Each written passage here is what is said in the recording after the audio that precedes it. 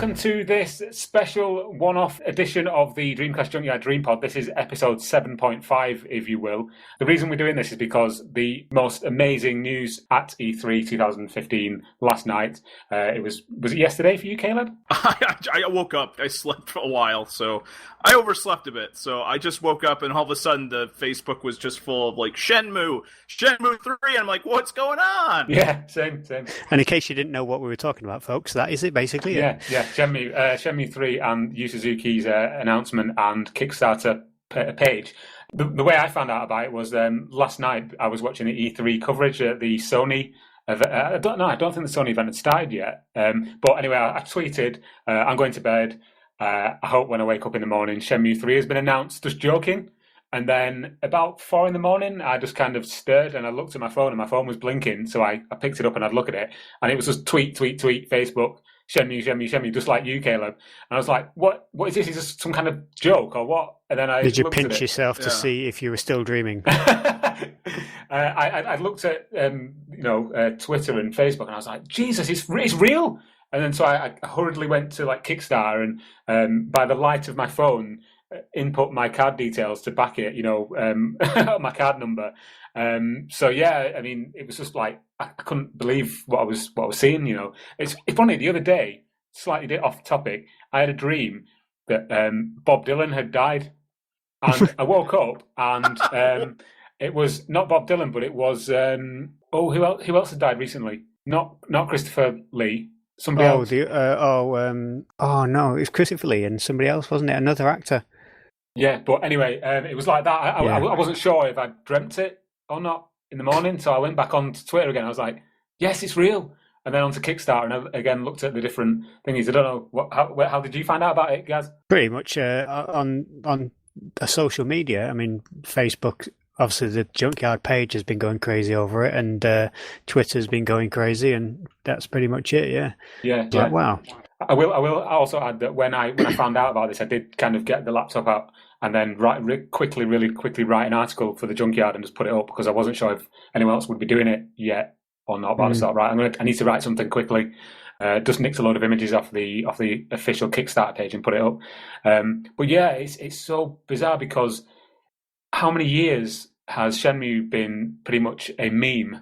Do you know what I mean? Save Shenmue, hashtag save Shenmue. And it's been at least a decade, right? Oh, yeah, must have been. Totally. And, even as late as like maybe Friday night or Saturday, people on the Dreamcast Junkyard Facebook group were saying, what are the chances of there being a Shenmue 3 announcement? And everyone was just like, no. Yeah. Did you see that?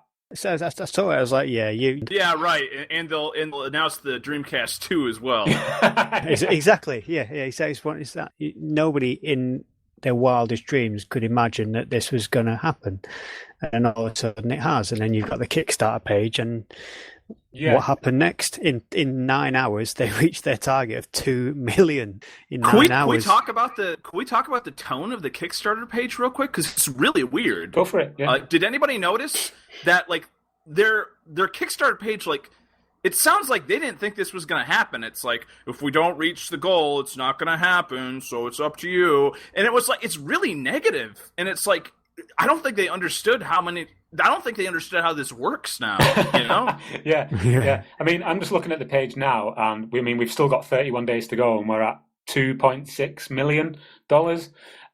So, I mean, wow. I mean, the way they've done it is like, it sounded almost defeatist in there, like, wasn't it? It was like, yeah, well, we might not hit the target, but then it just goes to show how much the fans wanted it. Yeah, do they have any stretch goals or anything like that? Do they have anything significant? I know they got the small stuff. They've got the little capsule toys. They've got the 10,000. The highest goal is 10,000. They have 3 backers for that, and that included. Yeah, it was a dinner with Yu Suzuki. And a Shenmue script. You could get the original Shenmue jacket, a Ryo Hazuki jacket that was worn in the in all the press events for the original Dreamcast launch. I'm just wondering, like, if they didn't have the thing where it's like, well, if we hit 4 million, then it will come on all consoles and all that stuff. It's just weird they didn't include that. Well, that's I mean, I'm an Xbox gamer, but I mean, it's only PC and PS4s, so I mean, I'm going to miss out anyway. But saying that, if we're going to talk about what our experiences with Shenmue, then it doesn't really matter much to me anyway. So yeah, I mean, we will talk about that very briefly shortly. But one thing I wanted to say is just going back to what you said, Caleb, about the sort of the self-deprecating and slightly negative tone of the Kickstarter page. Is I think that maybe the Shenmue team thought that they'd missed the boat. Do you know what I mean? That because it was so long ago, the people who actually played Shenmue on the Dreamcast way back, 14 years ago, maybe the gamers of today don't actually know what Shenmue is and wouldn't really give a toss. The people watching E3 are going to be thinking, what, to use the phrase, what's Shenmue? Do you know? So I don't know. Maybe they thought that the people who actually played it back then had already got out of games and weren't bothered anymore. I mean, it's almost like they didn't actually realise how big their following was as well. Now, is that some weird sort of Japanese business type attitude to have? Or is that... I don't know. I don't know. It sounds more like a weird British thing to have. Oh, you can't do that. It's rubbish, Yeah. Yeah, so here's the other thing, too. Like, there's a lot of questions, obviously. I had the little answer pages, like, why not have, like, a thing, like, if we raise, like, $8 million or something, we'll buy the rights from Shenmue and Shenmue 2 from Sega and release them again. It's like, they say, like, that's not even an issue. It's like they pretty much cut it off in their little statement there. They say, no, Sega owns those. We're not going to do anything with those. Yeah. Which is weird. It's weird to me, at least. I mean, people have been joking, putting there saying, can we have a Dreamcast version, a stretch goal? Which would be incredible.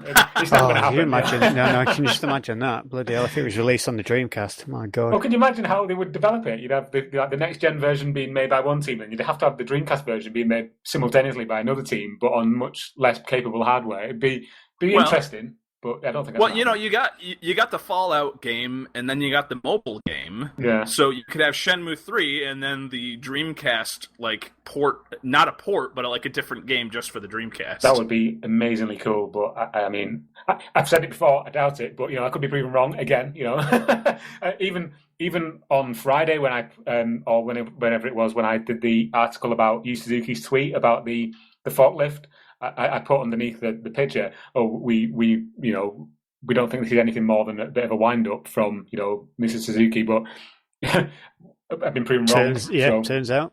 Yeah.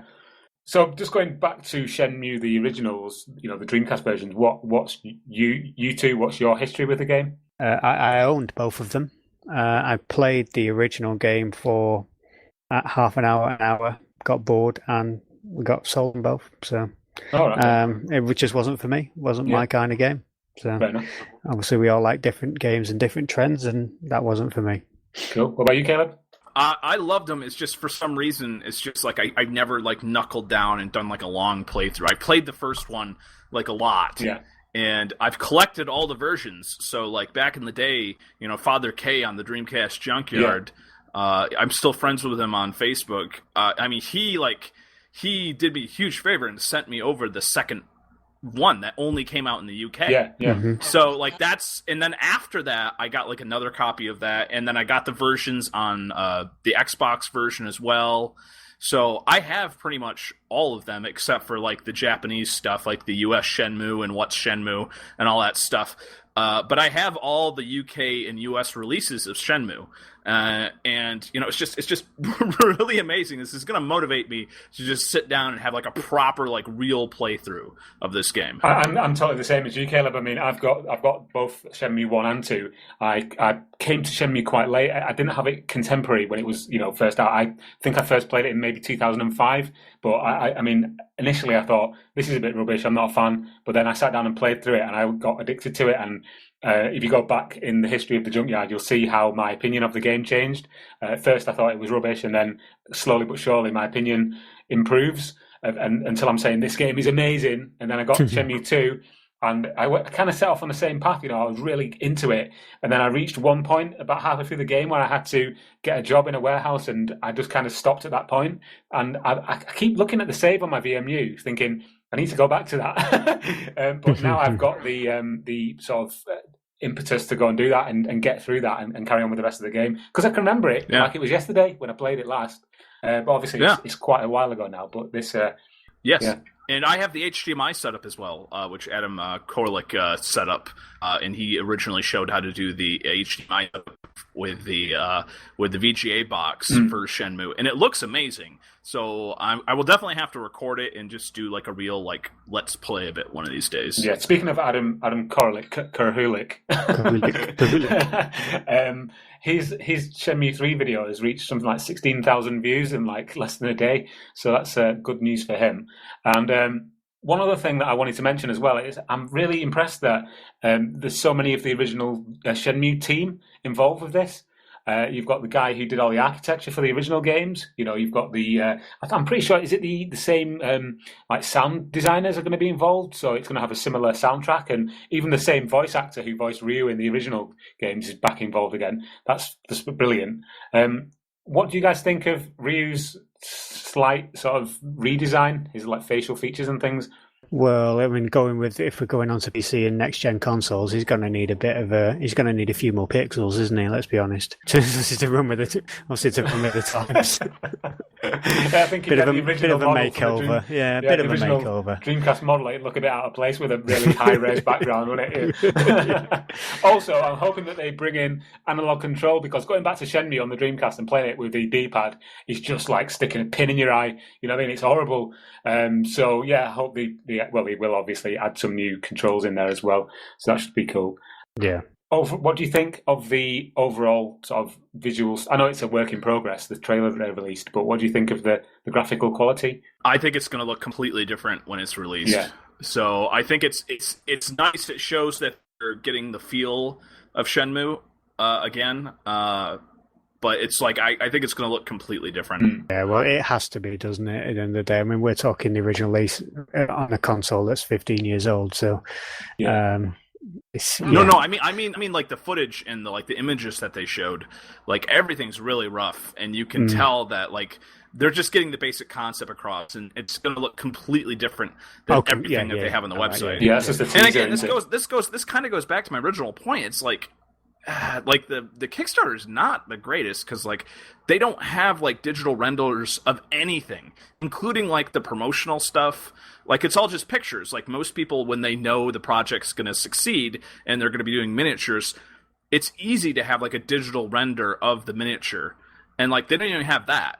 So it's just, and it's obvious that the footage and the pictures that they have are just like concept stuff that's going to look completely different from the actual release. Yeah, it's true. So it's just, and again, it goes back to like, well, did these guys really think this was going to happen? You know? Yeah, it's true what you say. I mean, a lot of the artwork that they use in the Kickstarter page it looks like stuff that they've just reused from the original games, you know, artwork they've just reused. So, yeah, it'd be interesting. Probably have anyway. What I'm really interested in seeing is how good the actual cities are going to look, you know, the towns. Because you look at games that are running on like current gen, even last gen hardware, like things like, what's it called? Sleeping Dogs looks amazing. You've got stuff like actually bought Infamous that today as well. And one. Did you? Yeah, it's a tenner. Sorry, yeah, nice. Going off topic a little bit. Yeah. You've got stuff like Infamous Second Son. Yeah, I'm really looking forward to seeing what they do with it going forward. You know, when they start to actually release. I know we're talking months, maybe years in the future here, when we're going to actually see actual in-game footage. But I'm just excited to see what it's going to look like, and really. Why haven't they put a 2017 on it, or was it later? December 2017, I believe. No. In addition, I just want to make a quick note that the Castlevania in quotation was the Bloodstained Kickstarter. This is one of the only games where they've had a premium price on the digital. It's $29 for the digital game, which is like, that's a little bit higher than you most see with most Kickstarters. So that's interesting as well. At least they were smart enough to realize that people will pay a digital, they'll pay like a premium for the digital. So they are doing the $29 thing instead of like, less than that. Yeah. I mean, I initially pledged $5, which is about £3.60. Because I just thought I'm a bit skint at the moment, so I thought, right, I'll just give a little bit. But then I was thinking about it, and it's $29 is like £18. So I thought, well, I'm going to be paying another £15. I'm potentially going to get to play this game rather than just like look at it and go, oh, that looks nice. So I just thought, right, I've adjusted my pledge, and I've now pledged $29. So Yu Suzuki, you've made me overdrawn. Cheers, mate. There can't be many better things to get overdrawn for, though. You know what I mean? So I'm quite happy with that. It's interesting as well. We were talking about the stretch goal type things. We've got the stretch goals are quite odd. You've got this. The first one is the Shenmue 1 and 2 cinema shorts, which is, don't you get that on the Xbox version anyway? The sort of you get a DVD in the Xbox version. Yeah, and then the only sort of next stretch goals after that are things like they add extra languages. So you've got German, then French, then Spanish, then Italian. Why do Italian gamers get it translated into their language at 2.9 million, but Germans get it at 2.6? I don't understand. Where's the logic in that? I don't know. I mean, the original Shenmue game was obviously voiced in English, but Shenmue 2 was Japanese with subtitles, the Dreamcast wasn't it? one was Japanese, but wasn't the Xbox one dubbed into English? I don't know. I've got it, but I've never played it. There's a good site online that details all the differences between the Xbox and the Dreamcast versions of Shenmue. Even the smallest little details that this guy has gone into to show how they differ is really, really fascinating. I remember that. He'll show like a door that has a graphical texture on it. Yeah. And then in the Xbox version, that's just gone and it's just plain. Yeah. Even things like in certain areas of the game where there might be like a barrier that on the Dreamcast one you can kind of see through the barrier and like the street goes around the corner. But in the Xbox version, the scene is different behind the barrier. Little things like that you wouldn't necessarily I think notice. it's simplified, isn't it? Because it's only one disc on the Xbox. They needed to obviously pack it in there, didn't they? I don't know about that. I mean, because the Xbox used DVDs, didn't it? So I'm not sure. If that. I think it would have been. I think it was just basically. I think they were a little bit rushed. From what I've seen, it's I'd rather play the Dreamcast version. I believe. Just so it looks a little bit nicer as far as what I've seen. Obviously, I think it looks a little bit more like cleaned up in the Xbox version, but I think there's a lot of little extra things in the Dreamcast version that I like. So I think we should wrap it up. Really, this was only meant to be sort of a little short intermission of an episode just to talk about the impact that this has had. I hate the phrase "broke the internet," but literally, this announcement it did break Kickstarter like Kardashian's arse, didn't it? It was it broke Kickstarter like Kardashian's ass.